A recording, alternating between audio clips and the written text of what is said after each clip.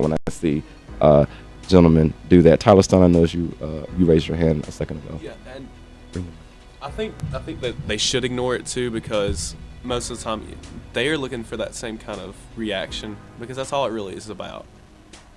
And so your mom had it completely right. It's like, just ignore it, because if they get a reaction out of you, that's just serving their purpose. They're going, ho ho, now what kind of thing. Let's get something started. This is a question that I would like each and every one of you to please be honest about. Have you men ever played those kinds of games? You all are all in, or done things like that. You're in the circle. It's about 5 or 6 of you all. You see a young lady walking by, an attractive woman walking by, and you may not do it now in your present lives, but in your former lives. Maybe when you were in high school, maybe you were in middle school. Did you guys do those kinds of things? Let's be honest here. No? I did, but it wasn't until the sin where I'm calling people out their names, a female or her name, I'm grabbing her by the wrist. It's I'm with a group of friends, and the female knows me, she knows us, and they know that, hey, that's Jaleel, that's his friends. They know to joke around and be cute about it. So if we saw her go, he's like, oh, look at such and such. She's so beautiful. She's and we'll be nice about it. We'll give them compliments and we'll be sweet about it.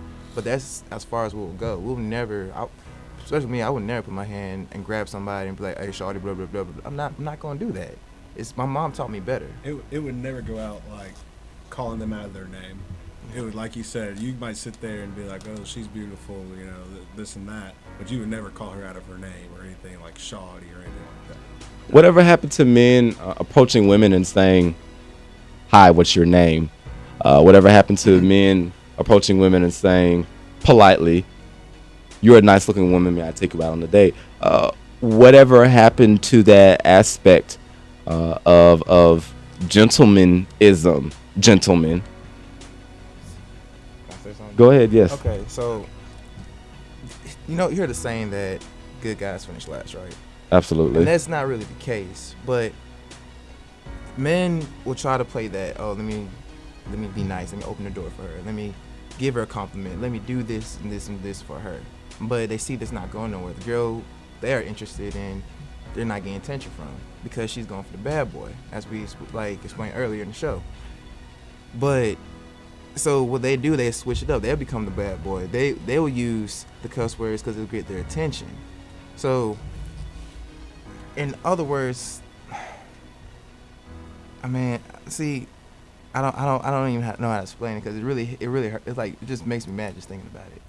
So, I don't know, man. I can't. I understand what he's saying.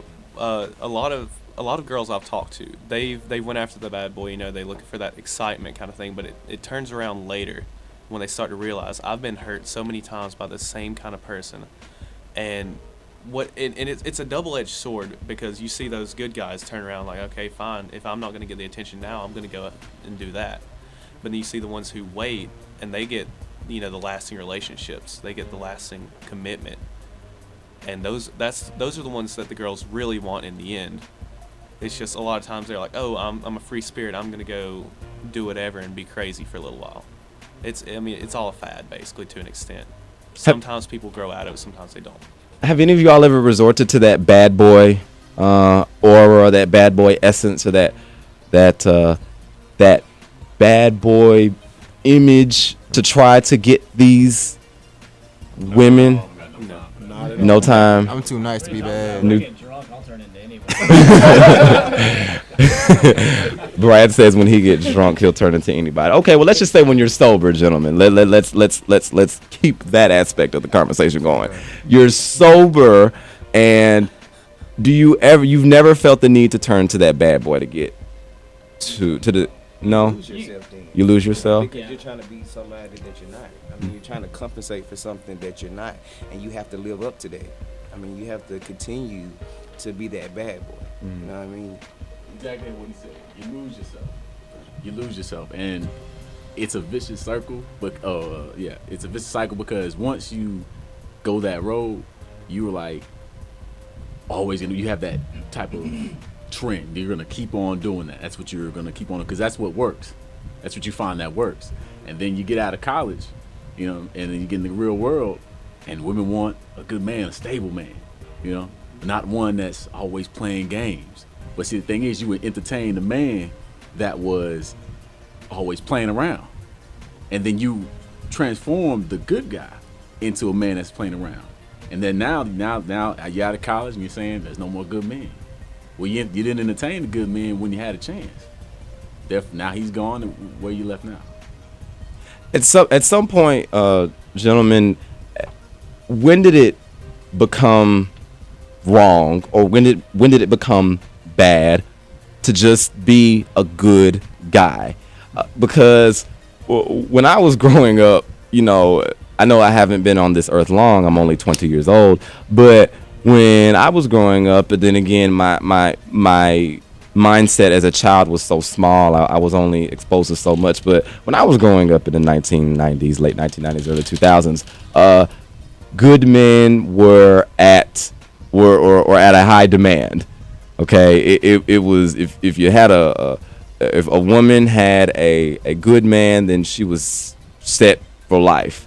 But now I've noticed 10, 15 years later, here we are now in 2010, fast forward here for a second, that to be a good guy in America in the 21st century is, you're almost a minority if you're a good fella, if you're a man who doesn't sag his pants, if you're a man who doesn't call a woman out of her name, if you're a guy who chooses to do right, if you're a man who chooses to stride and not struggle, that if you're a man who chooses to go out and work for a living rather than sell drugs or to steal or to kill,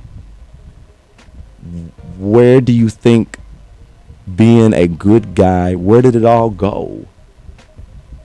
Where did it all go? I think it started with like movie stars and rock stars. You know, they're more risque. They were more sexy. You know, and so men saw women like responding to this, so they were like, "Yeah, I'm going to try that," and they thought it was going to work, and it worked. Jade, Wiles, go ahead. For those who are spiritual, I would just like to say, the enemy is at work and he's busy, and people need to put more time in the Bible and the Word. More time in the Bible and the Word. Adam Buchanan, you all mentioned the movies. You see these movie stars, and these bad boy movie stars, and when you see a movie, you want to emulate. You want to emulate and imitate, and sometimes recreate. Do you think, Tyler Stone? Do you think that is why the good guy essence has kind of faded out of importance for society? To an extent, perhaps, because you see everyone kind of look at that, and people see risk and they see that it's exciting. But I think a lot of it really depends on where you ground yourself in this life, and what you do with your raising, and then what you plan on doing for your children, and what you plan on doing, outside of that too. So I think it can play a role, but it just depends on how you take it. Like, do you take it with a grain of salt, or do you just kind of like, oh, well, that guy's flashy, let's go be him real quick. Let's go be him real quick. Yeah. Right, and then go back to the real me.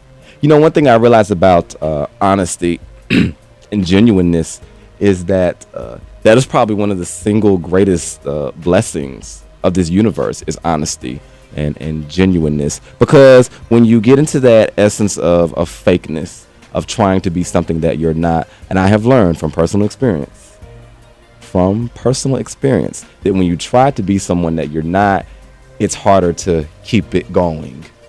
Because it's just like what was that, Jaleel Atkins? It's just like a web of lies. You have to keep building your web. A web of lies. You have to keep building and keep building it. It's just like when you run out of something you need in the refrigerator, and you have to keep going to the store, back to the store, and back to the store to buy more and buy more and buy more. And eventually, what happens if you keep buying it? Your money runs out.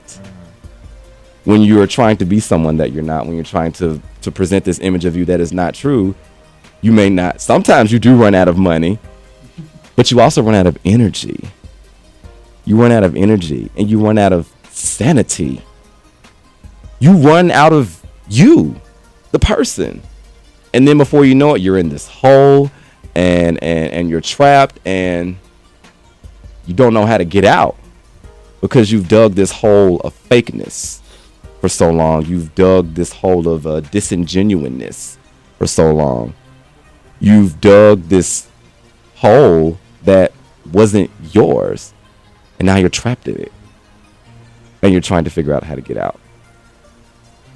And that is what I see in a lot of men in this day and age. They dig these holes. They dig these holes of fakeness and disingenuousness. And when you get them in a space by themselves, when you get them in a space where there's nobody around, none of their friends are there, no one, it's just you and them, you figure out the real them. You figure out, oh, you're not as dumb and ignorant as I thought you were.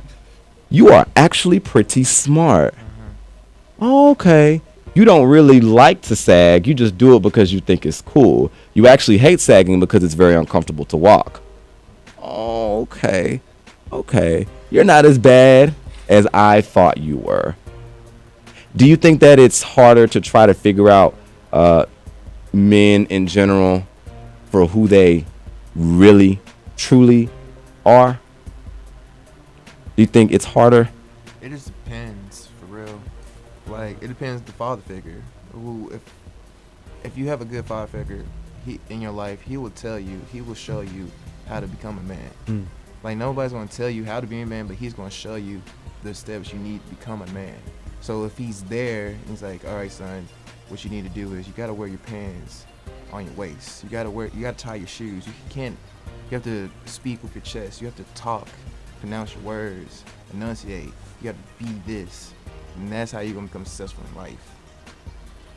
And I think you just brought a great segue into our next segment. I do want to have an opportunity to talk about men and their children, because for some strange reason, in the year 2012, it seems that we have less and less and less men out there taking care of their children. And when we come back, gentlemen, we're going to discuss why.